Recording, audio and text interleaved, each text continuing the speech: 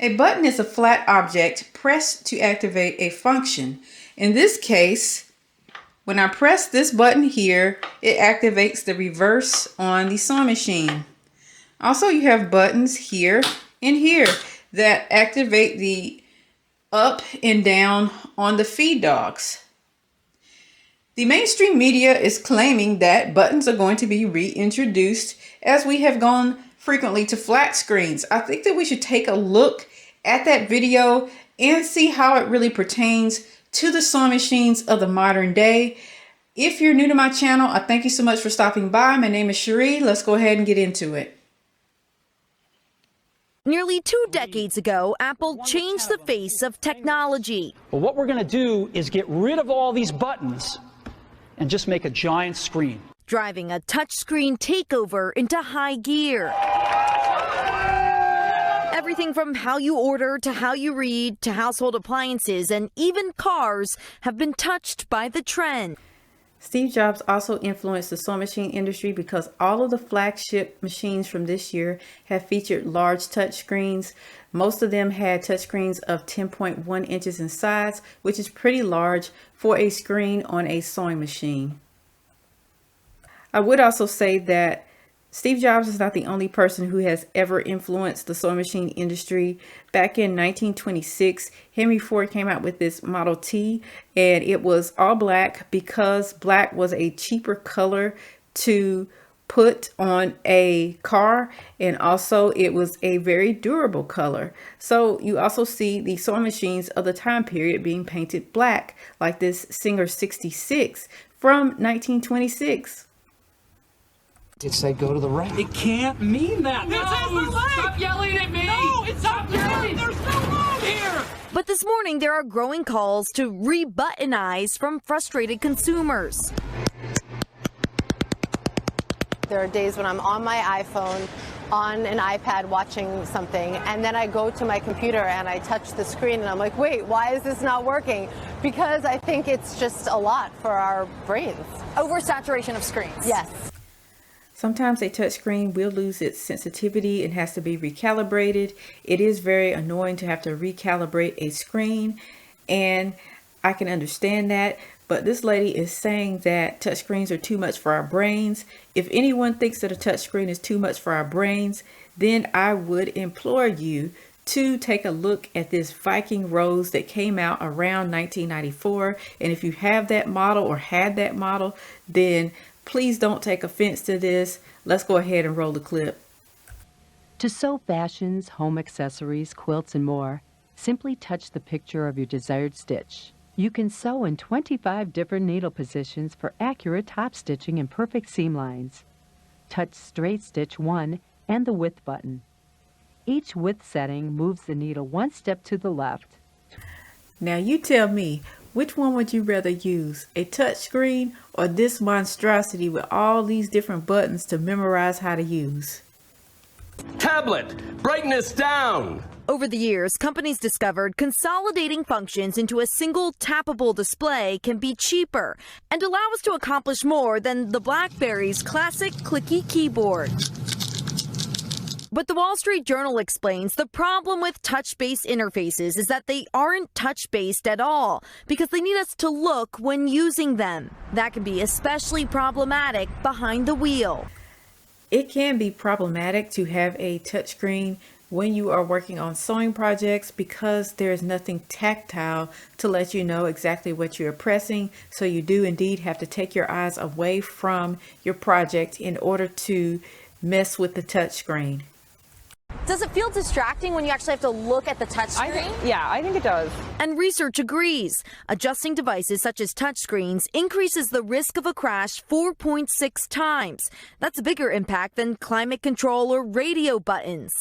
I would be really curious to know how many people have actually sewn their finger on a sewing machine that has a touchscreen as opposed to some of the vintage sewing machines. I would also be real interested to know how many people mess up pieces on their sewing project because they are having to look away at the screen instead of just turning a knob and continuing to keep their eyes on their project. I cannot be the only one that hates with a passion touchscreens in cars. Now, dials, buttons, and physical controls are being prioritized in design, from e-readers to automakers like Volkswagen and BMW, which owns Mini. I have to stop right here as to not get a copyright. Notice that she is talking about more than just buttons. We're going to explore that a little bit later, but let's go ahead and finish hearing what she has to say.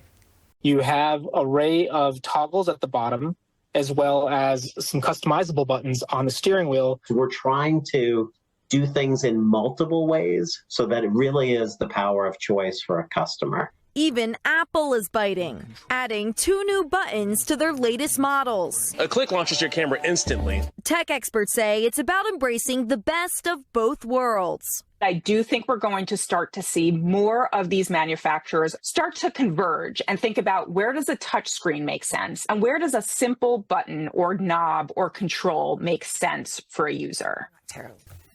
Well, that pretty much wraps up that particular video clip. If you would like to see the full conversation, then I will leave a link down in the description box below. I don't just think that buttons are the thing to add to machines, because sometimes buttons are not the best on a machine. Let's go ahead and take a look at some of my sewing machines so that you can get an idea of what I'm talking about. This Imdeco sewing machine is from the 1950s. And of course, you can see that they used a lot of buttons on the machine, including this right here that releases the zigzag function on the machine. This right here that I mentioned earlier, which is for raising and lowering the feed dogs. And then this other button here that is for the reverse. As a first-time user of this machine, I don't necessarily favor having a button for the reverse, as it doesn't feel as a natural function when I am running the machine. We jump over here to a more modern machine, and you also see a variety of buttons, though in differing form. This button right here is also the reverse button. Yes, it's electronic, but it's the same motion of pressing. This is not necessarily a natural movement either when it comes to sewing in reverse. I'm going to show you what is the most natural when it comes to sewing on a sewing machine when you're sewing in reverse. This is my Bernina 1010, and I wanted to show this machine to you specifically because it has this lever here for going forward or in reverse. The lever makes it quite easy to sew in reverse without a problem, and it feels most natural for most people, I think. And you will find a lever on a lot of the vintage Singer sewing machines as well, including machines like my Singer Featherweight. Now, you also have this sort of knob on the machine, and these sort of knobs are very common on sewing machines, and you do too find them on appliances like ovens. I went to Lowe's and looked at all the ovens, and virtually all of them had this on here. So obviously it is a tried and true sort of knob to have on a machine. Now, the one gripe I have with this machine is the shallowness of some of these knobs.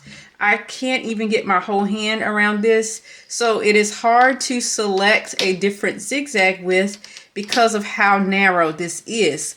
Also, the same problem exists with the clutch. Because it is so narrow, it's hard to get my hands on it, and at times I even have to use an oven mitt in order to put this machine in bobbin winding mode because of the narrowness of the clutch. This Kenmore 1941-2 is probably my most used machine, and that is because of the combination of knobs and buttons that you find on the machine. This knob right here, I can turn it to change the stitch, and the number of times that I turn the stitch lets me know what stitch it is on. I could even use this machine blind if I wanted to, because I can tell exactly how many times I have turned the knob. Thus, I'm able to tell what stitch I have it on without even having to look at it. Now we have a lever right here, and this is for switching between your stretch stitches and your regular stitches, and that is pretty easy to use and straightforward and wonderful. But the one thing I don't like is this lever right here. Because of the odd rectangular shape, It is difficult to get a grip on, and I would have much preferred it if they had put the same sort of lever as what you find on many of the vintage Singer sewing machines, and also that Bernina 1010 that I just showed you. Now over here on the side, we actually have a button for the clutch. So I just pull this out to disengage the clutch, and it is perfect because I don't have to use two hands in order to wind a bobbin. The only issue with having a button here is that you cannot easily treadle this machine without basically taking off this side plate here, taking off the top, taking off the bottom, and leaving all of the guts exposed in order to be able to hook this to a treadle for treadling. I've never seen anyone treadle this machine, and that's most likely why. And I'm not even sure if you could actually successfully do that because of the design of the machine with this button here. But other than that, I really do love having this as the method for disengaging the clutch so that you can wind a bobbin. I've shown you my Indeco, Brother, Bernina, and Kenmore sewing machines, and in these machines you see about 70 years worth of sewing machine innovation. Knobs, buttons, and levers were completely fine for a sewing machine until they started adding multiple stitches to the machine.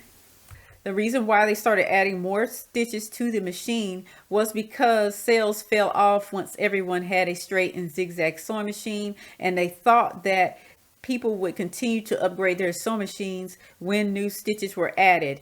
Every time that you add a new stitch to a sewing machine, you have to add a new disc to the cam stack, and you also have to add another position to the sewing machine knob in order to access that new disc.